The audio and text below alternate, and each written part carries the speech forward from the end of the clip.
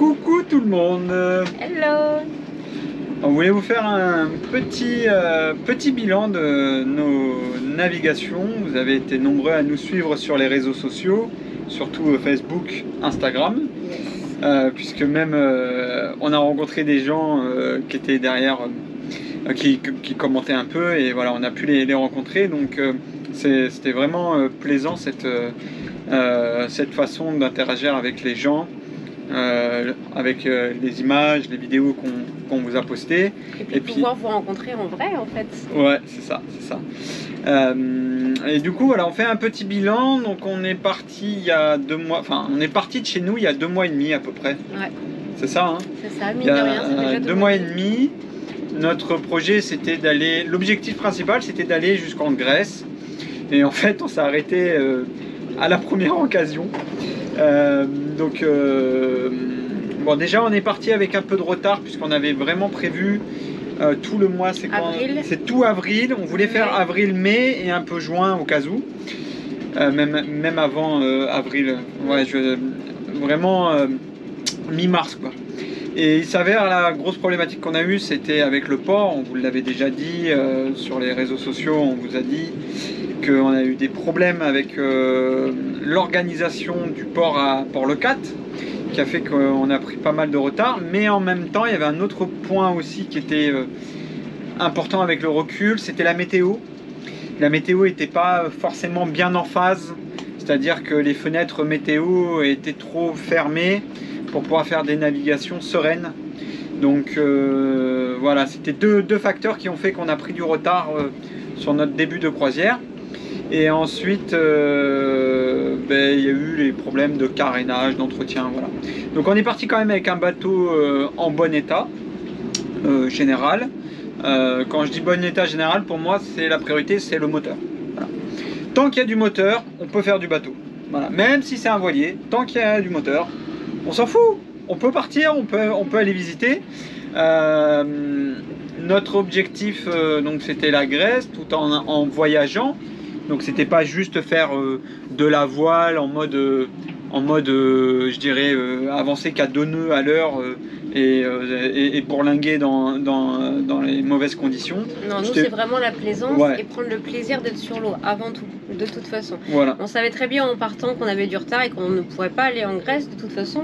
Et on savait qu'on avait un petit coup de cœur de toute manière pour la Corse et qu'on allait y passer le plus de notre temps. Et puis finalement, on a mis de côté un peu l'objectif de la Grèce justement. On va le reproduire certainement pour l'année prochaine puisqu'on va pouvoir se fixer beaucoup plus de temps.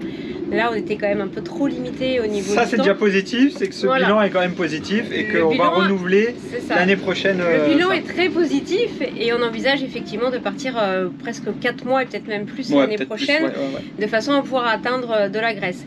Mais c'est vrai que là, on a atteint quand même un objectif qu'on voulait, c'était déjà atteindre la Corse puisqu'on ne l'avait jamais fait et on voulait toujours aller en Corse avec notre propre bateau. Donc déjà, on a pu réaliser ce point-là et découvrir la Sardaigne, c'était une surprise aussi. Ah ouais, parce qu'on s'y attendait pas du tout. On pensait pas aller jusqu'en Sardaigne. Voilà, tout ce qui est Maddalena, là, ça a été... On ne pensait pas pouvoir y aller et on ne pensait pas y aller cette année en plus. Donc finalement, ça a été que des surprises, autant sur les voyages, les découvertes ou les rencontres qu'on a pu avoir. Et on en retient en tout cas que du positif et on a hâte de repartir. Voilà, c'est ça. Donc, à travers de cette vidéo, on va vous donner un peu notre bilan de ça, de ce qu'on a en tête là. On le fait maintenant, donc on n'est pas encore sur le 4. Demain, on arrivera, ou après-demain, on arrivera sur le 4. Là, on est toujours bloqué au Cap d'Agde, donc dernière escale. D'ailleurs, vous devez peut-être entendre le vent derrière, puisqu'on a atteint les 30 nœuds depuis cette nuit. Et donc là, c'est un petit peu en chute, mais ça va remonter. Il y a encore 25 nœuds. Il y a encore 25 nœuds, donc on est bloqué pour l'instant. Voilà, on est bloqué, donc c'est pour ça on s'est dit on fait cette vidéo. Donc ce bilan est très positif, comme vous pouvez le voir et l'imaginer. Cela dit, il y a plein de subtilités qu'on ne s'en rend pas compte. Moi-même, le premier qui est beaucoup derrière l'écran, derrière les écrans, derrière YouTube, derrière les réseaux sociaux, à suivre d'autres youtubeurs qui ont d'autres projets. Des projets de Tour de Méditerranée, il y en a peu qui le partagent. C'est pas quelque chose qui est courant, j'ai l'impression, sur les réseaux sociaux. Mais voilà, il y en a. Et on a fait beaucoup de rencontres, de vraiment... à chaque fois, on faisait des rencontres différents avec je dirais des objectifs différents qui viennent d'environnements vraiment différents aussi. Et du coup, voilà, nous sur nos 2 mois, on va dire nos 2 mois de croisière, ce qui est déjà, je trouve, bien. Et en même temps, voilà, on est autonome avec le bateau, donc c'est ça aussi qui fait que on est autonome et on n'a pas eu de gros soucis. On ne l'a pas eu parce qu'on a su, je pense, préparer le bateau par rapport à notre usage, notre besoin, nos compétences aussi, pour pouvoir justement être rassuré et pouvoir en cas de pépin faire face correctement. Donc bon, il y a toutes les vidéos, hein, je vous ai déjà partagé pas mal de vidéos là-dessus. Moi je me suis beaucoup axé sur la météo, voilà, je suis à fond dessus. Même maintenant je fais encore des erreurs sur la météo, de mauvaises prises de décision, ça nous met pas en danger, mais ça pourrait, donc voilà. Par exemple à traverser le retour, Calvi Porquerolles, on devait aller à Marseille. J'ai mal anticipé, j'ai mal compris la météo. Il y avait trop de signes qui faisaient que ce jour-là, ça pouvait...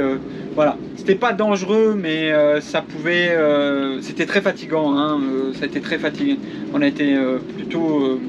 on a été fatigué, mais comme tout, de toute façon, c'est de l'expérience qu'on acquiert. Hein. Voilà. Et c'est en faisant qu'on apprend. De toute manière, il faut qu'on fasse des erreurs pour qu'on apprenne. Voilà. Donc effectivement, on sait tous, hein, on est en Méditerranée, la météo est souvent indécise et c'est difficile. Elle est tout le temps indécise. Voilà. C'est difficile de pouvoir prévoir concrètement les choses. Mais une chose est sûre, voilà, je pense que sur les 2 mois, en tout cas les 1 mois et demi dans lesquels on a navigué, on a quand même su bien gérer. Ouais. Donc effectivement, on a des surprises, mais ça fait partie aussi du jeu, du rôle. Oui. Et puis c'est comme ça qu'on gagne en expérience et qu'on apprend Carrément. de toute manière et qu'on apprend de nos erreurs. Voilà. Et on peut dire qu'on est quand même aussi satisfait de tout ce qu'on a mis en place. Et c'est vrai que la météo, on apprend à... Ouais, ça va maintenant. Puis, ouais, voilà, on sait à peu près. Pareil, les voiles. Je sais qu'il y en a qui ont... Alors je pense pas que c'est de la critique, mais ils ont quand même envoyé des messages en mode oui, pourquoi vous n'avez pas mis toutes les voiles, on dirait ni, nanana. Parce que quand on fait des longs trajets comme ça, en fait, mettre toutes les voiles et être dans des conditions inconfortables, déjà ça nous ressemble pas. Et après t'es fatigué, quoi. T'arrives au port, t'es fatigué, t'as pas envie de bouger, t'as pas envie de visiter le port, t'as pas envie de visiter le petit village où t'es, rencontrer des gens, t'es HS. Et c'est pas du tout notre philosophie de aller au port, payer le port juste pour aller dormir. Ou aller au mouillage juste pour dormir. Voilà. C'est vrai qu'on aime bien bouger, alors on adore faire de la voile, on adore mettre les voiles, elles sont pratiquement sorties des comparts en fonction des conditions de la météo, bien évidemment. Elles vont être équilibrées, voilà, au prorata de la météo, voilà. de nos conditions aussi physiques. Aussi, parce qu'il y a des jours où, c'est vrai, moi-même, c'est vrai, il y a des jours où, en fait, c'est une fatigue sur du long terme qu'on a quand on fait de la croisière comme ça, parce qu'il y a tellement de facteurs qui s'ajoutent qu'on s'en aperçoit pas, mais je dirais même c'est une fatigue psychologique aussi. Sur le long terme. Sur du long terme. Et là-dessus, c'est important de prendre en compte ça, puisque il y a des fois où il y a des bonnes conditions, il y a du 15-20 nœuds de vent, on peut être au portant. Pourtant, je vais mettre un riz dans le génois, ou alors, souvent c'est la grand voile, hein, je dis un riz dans le génois, mais surtout la grand voile que je mets des riz dedans, parce que c'est ça qui va accoucher plutôt le bateau s'il y a quoi que ce soit, s'il y a des rafales, parce qu'en Méditerranée c'est les rafales qui jouent beaucoup. Donc voilà, et du coup, souvent même quand on passe sur des gens qui font des petits tours en dehors du port, on voit bien le regard qu'il y a, qui est mais un peu bande d'amateurs, vous êtes là, ouais mais nous déjà on fait pas juste un rond autour de ton port. On traverse ta zone de nav, mais on fait 30, 40, 50 000 dans la journée. Déjà, il y a le temps. Je voulais revenir après sur les places de port, parce que ça, c'est un point que je voulais vraiment vous parler. Ça a été un sujet pas à tout le monde. Ça, c'est le sujet que tout le monde doit prendre en connaissance là-dessus. Et voilà, donc c'est plein de facteurs qui font que, en fait, on y va tranquillement. Et voilà, et en fait, c'est un régal. Voilà, donc c'est pour ça qu'on va renouveler x2, x3 au niveau du temps l'année prochaine. parce que c'est vraiment un régal de... On a trouvé notre équilibre. Voilà, en fait. C'est ça. Et nous, ce qu'on veut, c'est prendre du plaisir. Si on ne prend pas de plaisir, on voit pas l'intérêt d'aller sur l'eau. Voilà. Donc effectivement, voilà, on va sortir les voiles, on va surveiller les conditions de météo, et on va faire en fonction de nos capacités physiques, psychologiques, etc. En fonction de nos envies aussi. Des fois, on a envie d'arriver un peu plus vite à un lieu. Des fois, on est fatigué et on navigue aussi tous les jours, alors des fois tous les 2 jours, parce qu'on travaille aussi à bord. Donc, oui, il y a ça aussi. Il y a ce facteur qui est important pour nous et par rapport à notre croisière qu'on vous partage, c'est le fait du télétravail. C'est que nous, alors justement, je répondais récemment sur Facebook, sur un autre groupe, à quelqu'un qui dit comment vous faites pour naviguer 6 mois, 1 an dans l'année pour avoir de l'argent. C'est vrai qu'il n'y a pas 36 000 solutions. Hein. Les solutions, je vois à peu près ce que c'est et je pourrais en reparler mais dans une autre vidéo. Mais bon, il te faut un pécule d'avance ou alors il faut que tu trouves une solution pour ramener de l'argent. Sur des escales ou faire du télétravail. Voilà. Et c'est ce qu'on a fait à bord. Voilà. Bon, vous avez vu toutes les postes là-dessus. Et il y a un autre facteur aussi qu'on avait pris en compte avant de partir, mais peut-être c'est pour ça que vous êtes derrière les écrans et que c'est peut-être pas forcément évident pour vous de vous en apercevoir, c'est que tous les deux on a été opérés aussi il n'y a pas très longtemps. Oui, bah, ça, on a perdu énormément de poids tous les deux et on devait se réadapter aussi au bateau, à la navigation, aux voiles, à tout l'environnement en fait d'un départ en navigation, avec le fait de facteur qu'on ait perdu beaucoup de poids en très peu de temps, donc beaucoup plus de fatigue, beaucoup moins de force. Donc la santé, Et voilà, et ça on devait le prendre en compte puisqu'on n'avait pas encore renavigué dans ces conditions-là. Voilà. Je parle sur du long terme, pas juste une sortie à la journée. Voilà. Donc tous ces facteurs-là ont fait qu'effectivement, je pense qu'on s'est bien adapté, on s'est bien organisé, plus que bien adapté, et bien complété. Oui, bien complété, ça c'est sûr, on se complète. Et au-delà de ça, moi j'ai, on va dire, perdu mon mal de mer. Parce que je l'avais. Moi j'avais le mal de mer, mais en fait c'est un mal de mer, je dirais, psychologique. Où le moindre lever de mer, quand je regardais pas l'horizon, j'avais ce truc en tête qui disait cette angoisse, je sais pas comment on dit, cette angoisse faisait que j'avais le mal de mer. Et avant de partir, cet hiver, j'ai fait une navigation sur le Cat avec un voisin de ponton sur un Dufour. J'ai dû régler ses instruments électroniques. Et j'étais pas bien du tout, quoi. J'étais pas bien. Je suis rentré, j'ai mis 2 heures à m'en remettre. Là, il fallait que je mange et tout. J'étais pas bien, j'étais à la limite de vomir. Et c'est pour ça que je me suis dit, avec nos opérations, c'est quand même compliqué. Et non, en fait, ça c'est. Voilà. Donc, moi, j'ai le mal de terre. Alors, si quelqu'un a une solution pour le mal de terre, je suis preneuse. Parce qu'autant le mal de mer ne me dérange pas, je l'ai pas du tout. C'est moi qui fais les allers-retours généralement dans le bateau. Et je ne l'ai pas, heureusement, qu'on l'a pas tous les deux, hein. Mais par contre j'ai le mal de terre, donc dès que je sens à terre, je sais très bien pied à terre, que je tangue. Fini, et souvent elle est à côté de moi, elle doit m'accrocher en me disant oh là, attends, je perds la boussole là, hop, et elle m'accroche. Donc là au bout de 2 mois en mer, je pense que le retour va être compliqué. Je vais tanguer pas mal. Il va être compliqué. Il y a ça, voilà, donc ça s'est très bien passé. Maintenant c'est vrai que en Méditerranée, alors attention, notre programme, on le répète, c'est la Méditerranée. Ça ne veut pas dire que notre programme et notre avis qu'on vous donne là, c'est quelque chose de général pour tout le monde. Bien au contraire, ça va être spécifique par rapport à comment à nous, voilà. À nous, à nos besoins. Mais je sais qu'il y en a qui se retrouvent là-dedans, puisqu'on a déjà discuté avec des personnes, donc je sais qu'on partage à peu près le même avis là-dessus.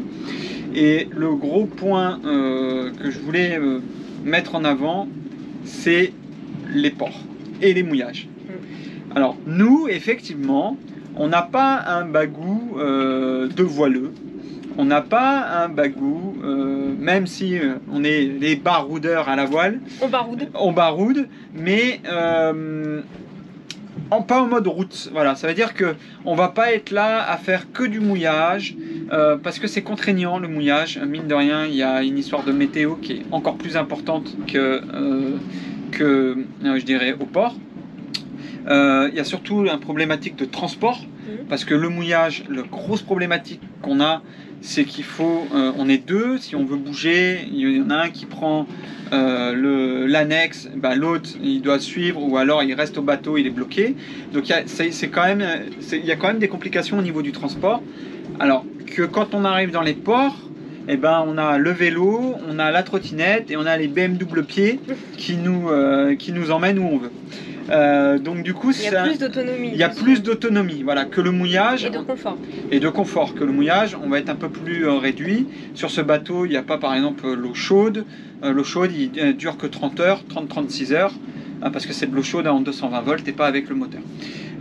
Donc c'est plein de petits paramètres qui font que le mouillage, on en fait, mais c'est pas une généralité pour nous. C'est pas une généralité. Et on en fera dans de bonnes conditions. Et une fois de plus, il faut que ça reste un plaisir et pas une contrainte. Donc on en parle, on réfléchit, est-ce qu'on se sent en capacité, est-ce qu'on a envie de faire un mouillage ce jour-là, est-ce qu'on va rester une nuit, 2 nuits, 3 nuits. Et en fonction de si ça nous enchante et si on a envie de le faire et que c'est dans des bonnes conditions météo, oui, on va le faire. Parce que ça reste une autre façon de naviguer et de voir les choses, mais ça ne sera pas notre principale chose à faire. C'est énormément de contraintes. Le mouillage, moi avec le recul, mais c'est en fait l'ultime quoi. Les gens qui ont des bateaux et qui font des mouillages, en fait il n'y en a pas beaucoup. C'est faux, il n'y en a pas beaucoup.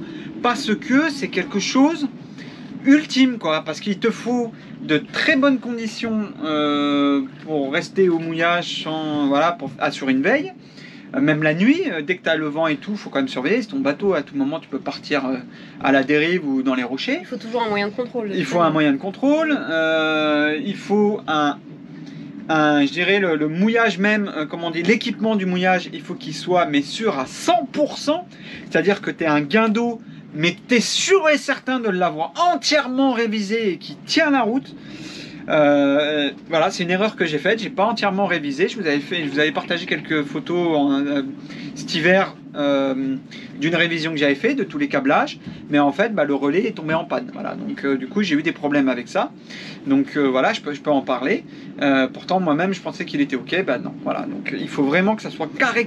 Après, même sur les gens qu'on a rencontrés, de toute manière, quand ils partent une semaine ou 15 jours, ils vont faire peut-être 1 ou 2 ou 3 mouillages, mais c'est vrai qu'après c'est pas une majorité. Les gens reviennent forcément au port. Après c'est rare là, de trouver des gens qui vivent complètement sur un mouillage, et c'est quand même très rare en Méditerranée, puisque déjà les contraintes météo de toute manière. Déjà les contraintes météo sont très importantes. Nous on a eu la chance de partir à un moment où on avait quand même des bonnes conditions météorologiques. Pendant un mois il y a eu des anticyclones qui sont passés et qui ont généré du beau temps sur la Méditerranée. Donc on a eu quand même, à part là depuis une semaine où c'est compliqué, mais sinon pendant facilement plus d'un mois il a fait très très beau temps en Méditerranée, voire trop beau temps. Trop d'un coup, trop tôt. Donc c'est bien parce que nous on a pu se baigner et tout, mais pour le climat c'est une catastrophe. Et en parallèle ça veut dire aussi peu de vent. Donc derrière aussi beaucoup de moteurs, voilà. Mais ça c'est là, en fait c'est, même moi je m'étais fait un idéal de la voile. Vraiment je m'étais fait un idéal de la voile en mode oui je vais mettre les voiles, tous les jours on va bouger avec les voiles. Oui je les mets, mais bien souvent je suis aussi au moteur parce que on a besoin d'un appui moteur, voilà. Donc il faut que le moteur soit nickel de chez nickel. Voilà, c'est là où je veux en venir. C'est qu'il faut que votre moteur soit nickel de chez nickel. Révisez-le, faites toutes les révisions. Le nombre de gens qu'on a croisés que je leur dis mais ton moteur tu l'as révisé, c'est les questions que je pose à chaque fois. Ça me permet de cerner la personne, de voir si elle est un peu en mode route, si elle est un peu en mode soigneux, vraiment consciencieux dans ce qu'elle va faire, sur sa sécurité. Voilà, ça permet d'avoir des échanges vraiment constructifs sur ok, comment on va naviguer, comment tu le vois, machin et tout. Et c'est comme ça que le feeling passe, c'est ça. Et d'expérience, les gens ils disent, en fait. J'étais fixé un peu comme vous en disant j'ai un voilier, je fais que de la voile. Et puis finalement tous ceux qu'on a rencontrés, pratiquement tout le monde d'ailleurs, ils nous disent il faut quand même avoir le bon moteur, parce que finalement sans moteur on a beau avoir des voiles impeccables, s'il n'y a pas le moteur, malheureusement c'est là où on peut aller à la dérive et qu'on risque des accidents. Tu peux avoir des problématiques, des problèmes de sécurité. Tu peux avoir des problèmes de sécurité, oui, mais c'est surtout aussi parce que les conditions météorologiques, t'as pas un vent non-stop constant. Donc à un moment donné, quand tu es à un point A et que le port te dit ah bah demain on reçoit une régate, il y a 40 bateaux qui arrivent, tu dégages, que c'était prévu, mais bon voilà c'est ça. Ben, à un moment donné tu vois la météo qui est bonne. Bien évidemment quand il est pas bon, les capitaineries sont quand même compréhensibles. Mais s'il fait beau, bah, ils te disent ouais mais là il fait beau. Ouais t'as raison, bah, je prends et je pars et je mets le moteur et voilà. Voilà, donc il faut savoir il faut savoir. Juger, et après, il faut adapter en fonction de ce qu'on a envie de faire, tout simplement. C'est ça.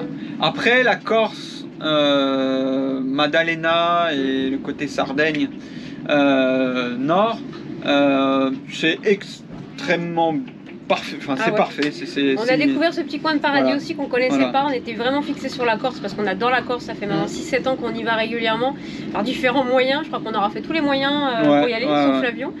Mais voilà, on était vraiment fixé sur la Corse. Et là, c'était l'objectif. C'était même pas l'objectif, c'était un imprévu de dire on va faire une journée en Sardaigne. Parce que c'était de Bonifacio, c'était vraiment. C'est en face. C'est en face, donc on ne pouvait pas aller plus loin. Puis finalement, on a eu un coup de cœur. On est resté quand même plusieurs jours. À Maddalena. Après, on est parti à Caniggione. De Caniggione, on est descendu à Olbia. Et Olbia, on est remonté à Cala Portes, enfin voilà, on a fait un mouillage là-bas. Ça nous a permis de découvrir vraiment la Sardaigne. On sait qu'on y retournera. Et on sait qu'on va y retourner parce qu'il faut qu'on le prépare mieux que ça. Voilà, et c'est pareil au niveau des. Il faut quand même se tenir informé parce que c'est des archipels de réserve naturelle. Il faut faire attention. Il y a un règlement à connaître. Il faut régler des trucs et tout. À l'époque où on a été, ça va. Mais si on y va sur plus long terme, il y a quand même des choses il y a des subtilités à avoir. Mais voilà, après l'accueil dans les capitaineries sont top, mais c'est vrai qu'il faut réserver si possible un jour à l'avance. Et encore, il y a des ports où ils veulent pas, d'autres. C'est vraiment le jour où on ne sait pas. C'est ça qu'on vous a aussi envoyé par tous les potes. Vous avez vu, à chaque fois on disait on part mais on ne sait pas où on va. C'est vraiment ça. Ça veut dire qu'il ne faut pas être... Déjà, c'est notre philosophie. C'est qu'on aime bien barouder, justement. Voilà. Et on a toujours fait ça depuis qu'on se connaît. C'est-à-dire qu'on part une journée, on ne sait pas forcément où on va. On ne sait pas où on va. Alors, on a c'est le destin qui va nous... Voilà, on a une ligne quand même conductrice. On sait la direction qu'on va prendre. Et après, en fonction de nous, de nos envies, de ce qu'on veut faire, d'où on veut aller, de ce qu'on veut découvrir... on va au gré des rencontres, on va avancer là-dessus. Et puis des recommandations aussi que vous avez faites. Vous avez dit il faut aller à tel endroit, il faut absolument découvrir. Et on a pris plaisir à le faire. Moro, je crois, ou je sais plus, je sais plus où. Rondinara, c'est aussi. Rondinara, alors ça c'était aussi quelqu'un qu'on a croisé à Bonifacio qui nous dit ah mais bien la Rondinara, tu vois c'est sympa à cette époque-là, il y a personne. Et effectivement, le soir il y avait 25 bateaux, mais en fait c'est rien, 25 bateaux à Rondinara, c'est rien, tout le monde avait de la place et voilà. Et puis c'est au fur et à mesure de la journée qu'on se positionne, on dit voilà on peut aller dans tel port, on va essayer de les appeler ou on va faire un mouillage. Voilà. Après on appelle les capitaineries et on s'organise. Et là c'est plus de notre sort, c'est con hein, mais on peut pas savoir. Quand tu appelles une capitainerie, tu dis voilà je voudrais venir demain ou après-demain ou ce soir, est-ce que vous avez de la dispo? Bah là c'est la surprise. C'est la surprise. Et en fait, c'est toute la Méditerranée, c'est comme ça. C'est la surprise. Après, il y a quand même des points où on peut quand même réserver. Donc des fois, on a une assurance, on sait qu'on a réservé tel port, les grandes villes. Oui, mais ça veut pas dire, regarde, ça veut pas dire qu'ils acceptent. Ah non. Tu regardes Saint-Florent, on n'a jamais pu y aller parce qu'ils acceptent pas. Pourtant il y a le site machin, ils acceptent pas. En fait ils savent pas s'il y a de la place chez eux. Alors, comme on n'est pas devin et qu'on n'a pas réussi à faire de la voyance pendant 2 mois, on n'a pas pu savoir s'il y avait de la place chez eux. Mais eux n'étaient pas capables de nous le dire. Voilà, donc il y a plein de subtilités comme ça. Taverna, on appelle, on nous dit bah non, il y a une régate, donc non, on n'a pas de place. Donc du coup on avait dû pousser jusqu'à Solenzara. Le problème c'est que pour ceux qui connaissent pas, la Corse côté est.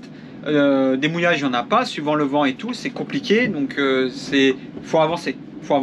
C'est priorité, il faut que tu trouves il faut avancer. Massinaggio, après, il y a plein de mouillages et tout, c'est magnifique. Mais avant, il n'y a rien du tout. C'est là qu'on s'est arrêté du coup à Bastia, et c'est vrai qu'on avait réservé à la capitainerie, ils nous dit venez, il n'y a pas de souci. Ouais, pas de souci et tout. Sauf comme on n'avait pas pu s'arrêter à Taverna, du coup on a eu 6 heures ou 7 heures de plus de rajouter. À ce qu'on avait fait déjà avant, donc on s'est arrêté à Bastia, on est arrivé, il était 20h ou 21h. Ouais, voilà. Donc forcément, il y avait personne à la capitainerie. Tu te poses dans la station essence comme ça à la Wanogen. Et où tu peux, on baroude, voilà, c'est ça. On se pose. Maintenant, on a pris l'habitude, voilà. Mais c'est clair que ça fait partie des surprises, des inattendus. Il faut vraiment les anticiper, les faire du mieux qu'on peut. Et puis après, on s'organise et puis on s'adapte. Ouais, c'est ça. C'est que tout ça, j'ai pas voulu le faire par vidéo parce que faire des vidéos et tout, bon, je le matos, j'aurais pu, mais c'est du temps et ce temps-là, j'ai pas besoin de plus vous le partager. En fait, c'est l'expérience qui va vous le montrer. Simplement, voilà, si vous êtes fait un peu un idéal comme moi, en tout cas, je me suis fait un idéal un peu de la navigation et en fait, elle se déconstruit, mais En même temps, elle se construit sur autre chose. Mon expérience se construit sur autre chose et qui me va plus, voilà, qui est plus par rapport à ce que je voulais en fait. Et ce qu'on voulait, tous les deux. Et ce qu'on voulait, bien sûr, bien sûr. On est deux, hein? Oui, on est deux.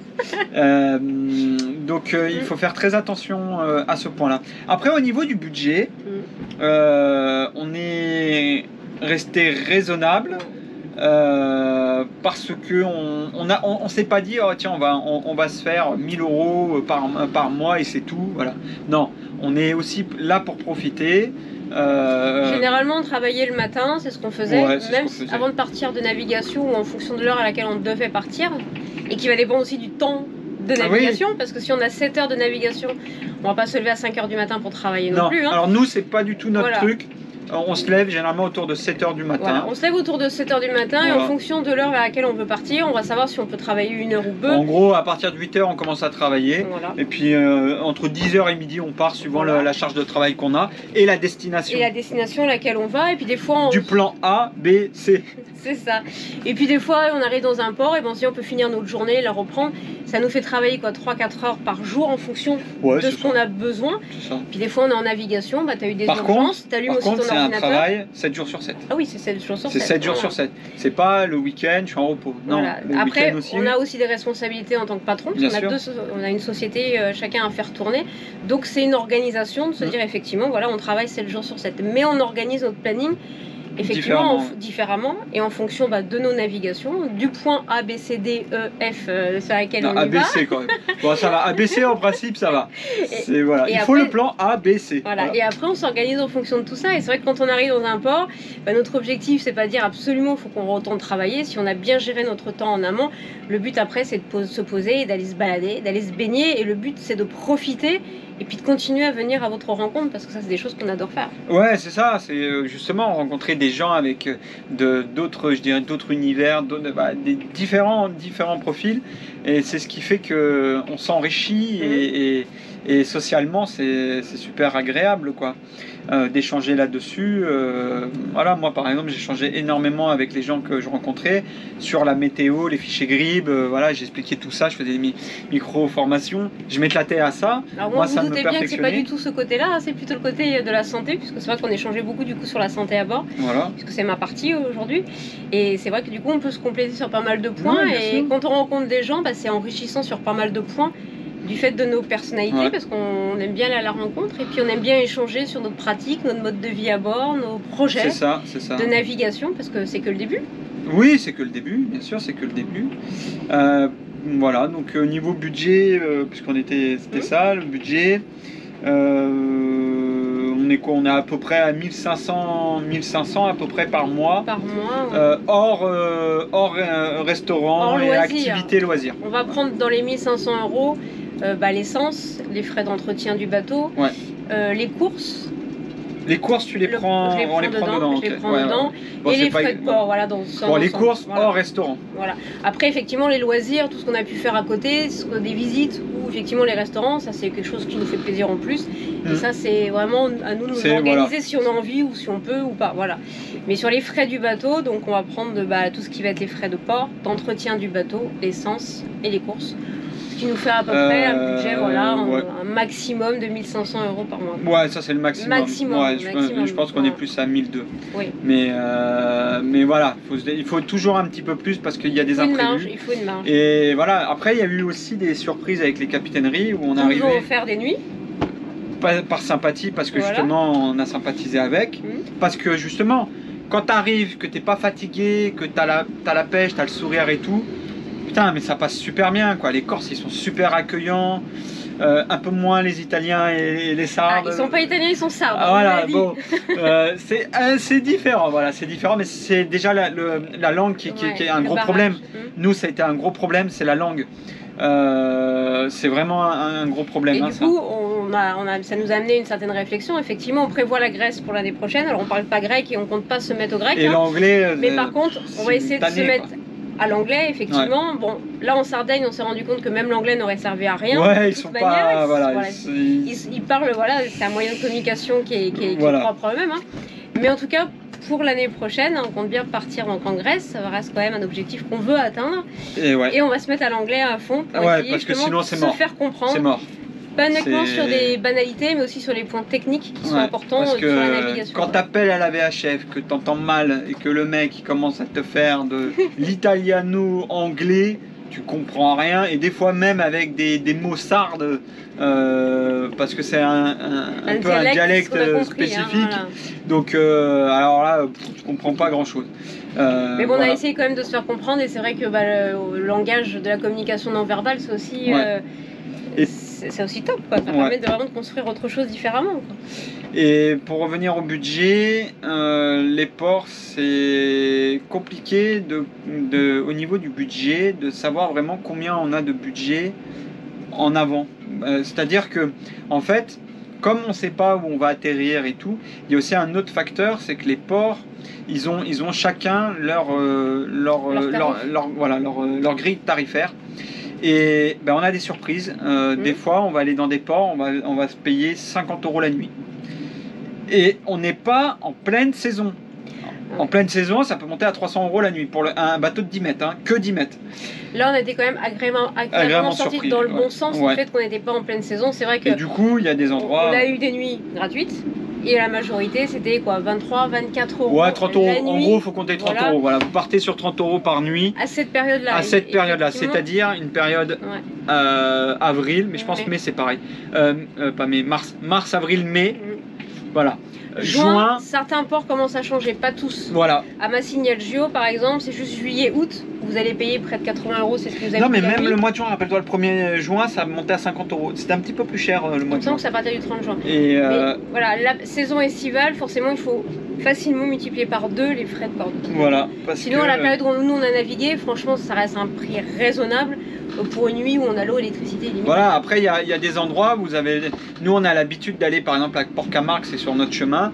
Port-Camargue, ils font des passes découvertes, c'est 15 ou 20 € la nuit, même pas, je crois que c'est 15 € la nuit, mais il faut en acheter 10 d'avance, mais c'est illimité. Donc, voilà. Donc nous, on l'avait acheté il y a 2 ans, on l'avait acheté il y a 2 ans, donc là, finalement, on a pas payé, c'était déjà. Tu payes que 15 €, il y a 2 ans, tu as payé que 15 €. Il y a ça. Après, il y a des ports où c'est cher, d'autres pas. Saucé-les-Pins, c'était pas cher, je sais plus. Saucé-les-Pins, c'était 35 €, je crois, ou 30 €. Ouais. Donc c'était pas cher. C'est raisonnable. Voilà, tu es quand même dans au centre-ville. Au centre-ville, et il y a tout à proximité. Voilà, Bandol, c'est pareil, il y a des endroits. À Bandol, en plein été, c'est cher. Je crois que tu es à 80 € la nuit. Alors qu'à cette époque-là, tu vas payer 20-30 € la nuit. Et encore, on nous a parlé de Nice aussi. Nice, 15 € en hiver, au mois d'avril, apparemment, c'est 15 €. Voilà, donc il y a plein de subtilités comme ça à prendre. Donc après, il y a aussi le facteur l'état du bateau. On a la chance que ce bateau est plutôt bien entretenu et on le préserve bien. Donc du coup, on n'a pas de gros soucis, pas de gros pépins. Voilà, il y a toujours des solutions qu'on peut venir dessus. Un disjoncteur qui a pété, hop, j'ai une pièce d'avance, je le change parce que je savais qu'il y avait ça. Disons qu'il est bien adapté pour notre programme de navigation. Ouais. Il nous correspond par rapport à ce qu'on attend, ce qu'on a envie de faire. Et c'est vrai qu'aujourd'hui, on l'a bien entretenu, on l'a bien transformé à notre idéal de navigation en fait. Et c'est ce qui nous rend encore plus, je sais pas, content d'aller d'un port à un port, parce qu'on est content d'arriver, parce que voilà, il est à notre image en fait. Il est à notre image. C'est exactement ça. Il est à notre image, et c'est vrai que par rapport au bateau qu'on rencontre, on est quand même plutôt fiers de ce bateau-là. Par rapport à l'état du bateau et de son âge, au prorata de son âge. Il a ton âge? Oui, il a mon âge. Il a 35 ans ce bateau, et il est en très bon état. Il a son âge, mais voilà, on a vu des gens qui ont eu beaucoup de galères avec leur bateau, qui baroudent, mais derrière, qui ont encore des galères. Parce que justement ils n'ont pas cerné l'entretien qu'il fallait avoir. C'est énorme en fait. Il faut limite 6 mois, même, je dirais même 9 mois d'entretien pour 3 mois d'usage, et encore c'est ce qu'on a mis. On a mis à peu près 8 mois de travaux d'entretien. On était à bord tous les week-ends ou même les semaines entières pour l'entretien, et faire des contrôles. Ça prend énormément de temps. Et même les bateaux récents, quand je dis bateaux récents, c'est ceux jusqu'à 2010, Après, c'est vraiment bateau neuf pour moi. Après, donc c'est encore un autre truc. Mais jusqu'à de 1970 à 2010, les bateaux ont besoin d'énormément d'entretien parce que justement, les anciens propriétaires, en plus avec le Covid là, c'est une tannée. On a rencontré des gens, c'est pareil, ils nous en ont parlé, que il n'y a pas l'entretien qu'il faut et tout à cause de ça. Donc il faut vraiment tout reprendre et voilà. Et après, c'est que du bonheur. Là, l'avantage, c'est que notre bateau, on le peaufine, en fait, on le chouchoute. C'est que du bonheur. Et maintenant, j'ai même des gens qui me disent, waouh, c'est génial, waouh, ça brille et tout. Ouais, c'est vrai, t'as raison, parce qu'en fait, j'ai le temps de faire ça maintenant, parce que le plus important est fait. Voilà. C'est pas parce qu'il est plus important qu'il faut pas en retourner dessus. Ça reste un entretien régulier. Mais c'est vrai que depuis le temps qu'on a ce bateau-là, ça va faire 3 ans. La première année n'est partie qu'un mois. L'année dernière, on a pu partir que 3 semaines. Là, vraiment, on a une globalité de tout ce qu'on voulait mettre en place sur 2 mois et demi, parce qu'on est parti de chez nous quand même il y a 2 mois et demi. Et on se rend compte que c'est faisable, que c'est possible, et qu'avec du travail, de l'entretien surtout, et en fait, ça découle tout seul. Et même le télétravail et tout, 2 mois et demi, moi je m'attendais pas à autant en soi. Et moi-même, je me dis, je peux pas à distance et tout. Et en fait, on trouve des solutions. C'est hallucinant. Et puis c'est un plaisir en fait. C'est pas une contrainte. Mais même toi, dans ton travail, tu as su transformer un peu ton travail. Par rapport même à la maison, hein. La maison a fait aussi du télétravail. Mais j'en fais plus, évidemment, je travaille pas que 4 heures par jour à la maison. Je vais faire des journées beaucoup plus complètes. Et là, tu vas à l'essentiel, et ça t'apporte quand même un salaire, et moi c'est pareil. Et en fait, on arrive à avoir cet équilibre. C'est ça, c'est aussi des choses qu'on a eues sur les réseaux sociaux, c'est vous avez eu cette chance. Vous avez cette chance de faire du télétravail. Alors il faut savoir que moi, mon métier de base, c'est aide-soignante. Donc si j'étais restée dans cette philosophie en disant je peux faire que du soin, j'aurais pas eu une réflexion de dire comment je peux adapter mon métier à du télétravail. Mais c'est une réflexion à avoir sur notre mode de vie, sur ce qu'on veut vraiment. Il y a déjà une vidéo, on a déjà posté une vidéo là-dessus. Effectivement, j'ai réfléchi à se dire voilà comment je peux garder ce contact de ce que j'aime faire, mais le retransformer différemment pour l'adapter à un mode de vie qu'on veut. Nous, on est super contents de tout ce qu'on vous dit et toute notre expérience là, mais il est évident que c'est une expérience qui s'est construite depuis des années, quoi. C'est pas du jour au lendemain, on s'est dit on achète un bateau, on se casse 2 mois et one again, quoi. Non, c'est pas ça du tout. C'est une réflexion sur du long terme, avec beaucoup de prises d'expérience de d'autres personnes, voilà, des échanges avec d'autres personnes pour mûrir tout ça. Puis on s'est rendu compte que le premier bateau, on l'a quand même acheté il y a 9 ans. Donc c'est quand même déjà une première expérience il y a 9 ans. Et il y a 9 ans, je savais même pas, je rentrais dans le ponton, je tapais le ponton, j'explosais le bateau. Je savais pas déjà l'allumer, je me rappelle même allumer parce que j'avais un moteur hors bord sur le petit dériveur. Je me rappelle, je savais même pas allumer le moteur. Donc aujourd'hui c'est easy. Voilà, maintenant c'est un peu plus easy. Bon, je suis quand même content quand les Bosco à la capitainerie viennent nous aider dans certains ports. Dans certains ports c'est étroit, c'est chaud patate. Quand il y a du vent c'est pas toujours évident. Mais tu gères beaucoup mieux et franchement on arrive à se compléter. Là voilà. On se complète énormément. Pourtant je suis quelqu'un de très angoissé, très anxieux. Et justement il y a cet équilibre. Et ce côté anxieux et tout fait que c'est compliqué à gérer tout ça. Mais en fait... c'est moi la zen attitude et qui te détend. Voilà un peu cette vidéo un peu brute de pomme comme ça sur notre... Comme on a l'habitude de faire pour vous dire après notre ressenti après ces 2 mois et demi à bord. On est très contents. Voilà, personne nous manque en soi. Non, on est content de retrouver les amis, de faire les retrouver, partager. Mais c'est sûr qu'on a hâte déjà de repartir et on pense à notre prochain départ qui sera cette année. Pour l'instant, on n'en dit pas plus. Mais cela dit, on n'est pas. Tiens, il y a ça aussi, c'est bien. On va pas partir faire un tour du monde parce qu'on se sent pas en mesure de rester 48 heures, 72 heures à bord du bateau. En navigation. On n'est pas là pour faire des longues navigations. En fait, c'est pas notre truc. On s'est rendu compte qu'on aime bien s'arrêter régulièrement. Donc la traversée Corse continent, c'est très bien. Voilà. Après, c'est des choses qui nous correspondent pas assez. On devait faire continent Le 4 en direct. Non. Non, c'est pas possible. Continent Corse Le 4, c'est pas possible parce que c'est 36 heures. C'est envisageable. C'est faisable. Mais en fait, c'est pas notre truc. c'est long, putain, c'est long, c'est long. Et voilà. Et là, on a pris du plaisir, on a mis plus de temps à rentrer parce qu'il y a des conditions météo. Mais le fait de s'arrêter, de rencontrer du monde, de sortir. Là, ce soir, on va voir le copain à côté. Hier, on a été sur un bateau, le Kyrie 40, qui est super bien, qui est tout mignon, le 50-40. Voilà, donc faire des très très longues navigations comme certains font, partir une semaine, un mois, c'est vraiment pas notre truc. C'est pas notre truc. Voilà, pour différentes raisons aussi autres. Mais effectivement, nous on aime bien avancer à pas de puce pour continuer à découvrir. Et c'est vrai qu'autour de nous, il y a quand même plein de choses à découvrir. Et la Méditerranée, il y a tellement de choses à faire. Mais c'est très contraignant. Et je pense, maintenant avoir un peu discuté avec les gens, c'est que en fait, si tu sais bien naviguer en Méditerranée, moi perso je sais pas, mais si tu sais bien naviguer en Méditerranée, en fait tu as un putain de niveau marin de fou, quoi. Tu es un loup de mer.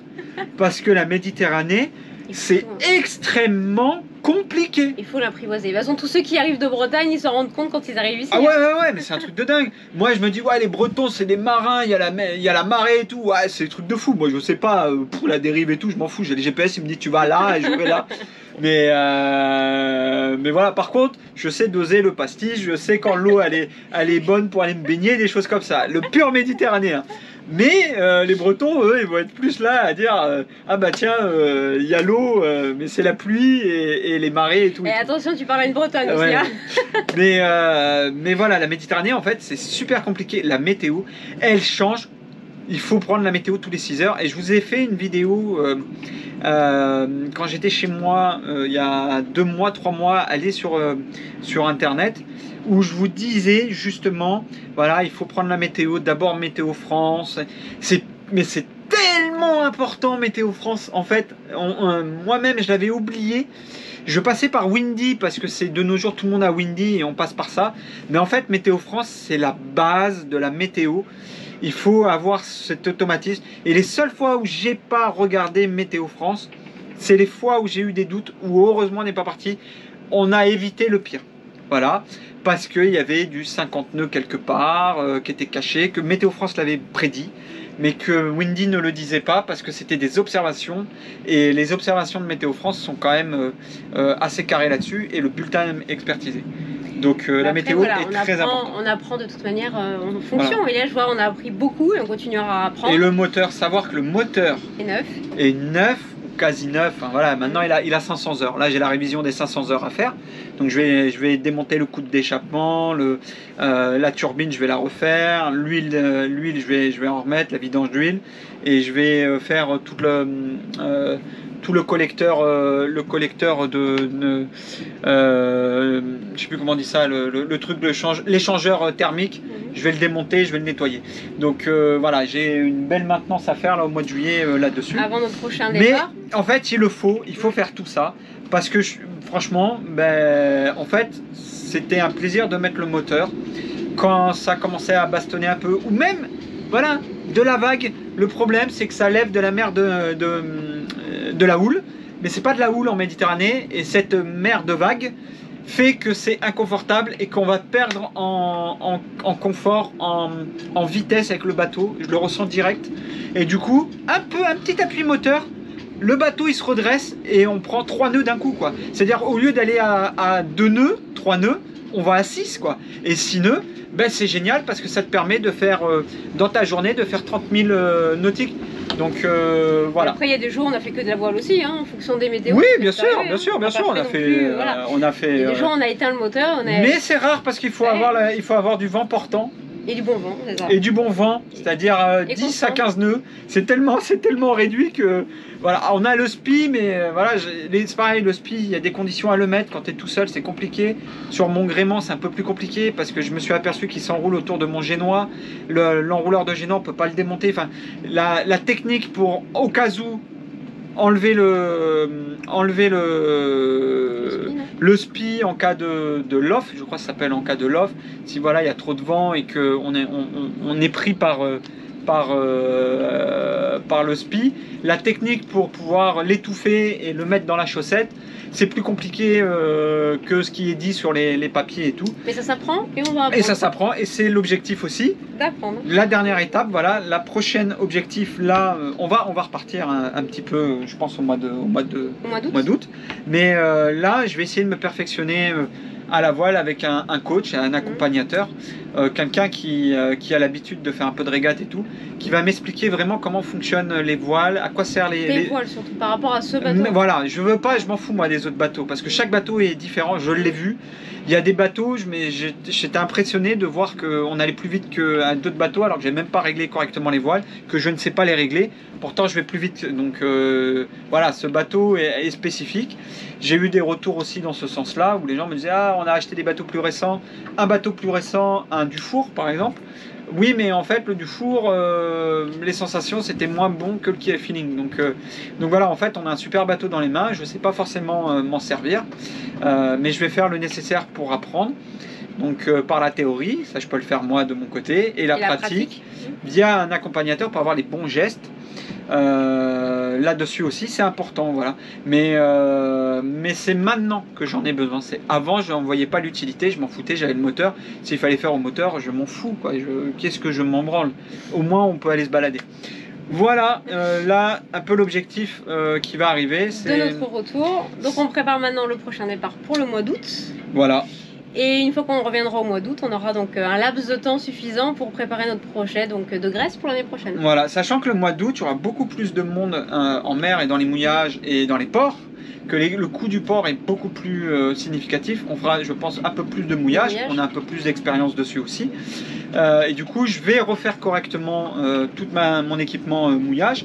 La chaîne est neuve, mon encre est neuve, et Delta, mon encre Delta, elle est nickel de chez nickel. Je suis, mais c'est le guindeau qui va falloir réviser. Mais c'est le guindeau que j'avais pas encore révisé, que je vois que je peux pas le réviser comme je veux parce qu'il a été collé pour l'étanchéité et tout. Donc on va tout le refaire correctement. S'il le faut, celui-là, je le foutrai en spare ou sur le bon coin, et j'en prendrai un autre parce que c'est extrêmement important. Je vous rappelle qu'il y a 2 ans, au calanque de Port Mew, à côté de Cassis, on a failli perdre le bateau parce qu'on était sur bouée, et que sur bouée, avec frappé à l'arrière sur les rochers, on a eu du résac de marée. Voilà, bon, on vous avait envoyé tout ça par photo, c'est impressionnant, on a failli perdre le bateau, tout a cassé, enfin bref. Donc voilà, donc pour toutes ces raisons, il faut quand même un super mouillage. En fait, c'est la priorité quand on fait les mouillages. Et l'été, il va y avoir ça va être la priorité au mouillage, on va s'éclater à faire des mouillages. Donc voilà un peu dans quoi on va aller, priorité. Je me perfectionne à la voile parce que l'été il y a encore moins de vent qu'à cette époque-là. Il y a peut-être un peu moins l'effet de brise thermique. Donc voilà, il va falloir que je peaufine un peu tous ces réglages. C'est ça. Voilà. Bah écoutez, on vous dit à bientôt pour les nouvelles aventures.